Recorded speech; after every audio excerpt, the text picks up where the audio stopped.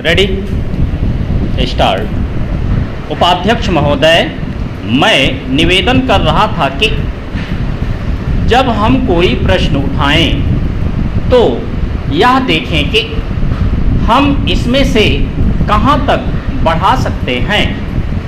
किसी चीज़ का मूल्य क्या हो, महंगी पड़े या सस्ती पड़े, हमको इसको विशेष नहीं देखना है।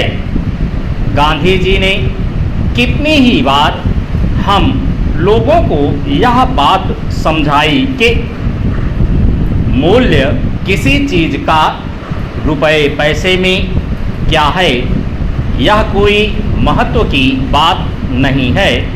आप जानते होंगे कि एक वस्तु जो कि हमारे देश में बहुत सस्ती मिलती है, वही वस्तु दूसरे देश में महंगी मिलती है। इतना निवेदन करने के बाद अब मैं श्रम विभाग की जो रिपोर्ट है उसकी एक मद की ओर तुरंत आ जाता हूँ। जैसा कि पहले मैंने कहा, मैं समझता हूँ कि हमारे इस श्रम विभाग का महत्व दिन प्रतिदिन बढ़ेगा। बहुत से प्रश्न हैं जिनकी तरफ आपका ध्यान भी नहीं है। उन प्रश्नों को आपको लेना पड़ेगा। आज आपका श्रम विभाग अधिकतर औद्योगिक श्रमिकों की ओर ध्यान दे रहा है। अभी हमारे माननीय सदस्य ने जो खेतिहर मजदूरों की दशा सुधारने की ओर भी आपका ध्यान दिलाया था और बतलाया था कि आज उनकी कैसी खराब हालत हो रही है।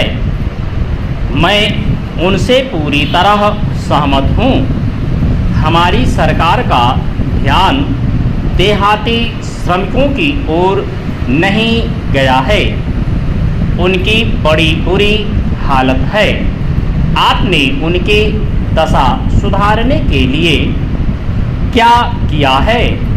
मैं पूछना चाहता हूँ कि जो लाखों और करोड़ों आदमी देहातों में बेकार बैठे हुए हैं, उनको मजदूरी और काम दिलाने के लिए आप क्या कर रहे हैं?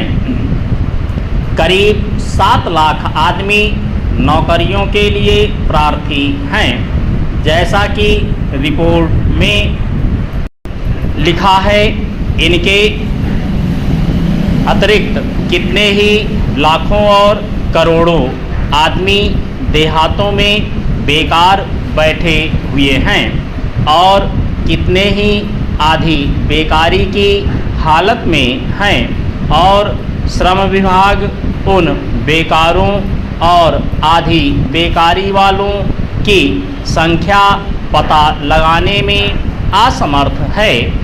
उनकी संख्या हमको कहीं नहीं मिलती है। मेरा निवेदन यह है कि हमारे देश में बेकारी बहुत अधिक है। जितना अधिक हम बेकारी को दूर कर सकें, उतना ही अधिक हम अपने देश और समाज को सुखी बनाएंगे। इस कार्य में आपका और आपके विभाग का दायित्व बहुत अधिक है। जो भी नया काम आरंभ होता है, उसका दायित्व श्रम विभाग पर रहता है। धन जनता की भलाई के लिए होना चाहिए।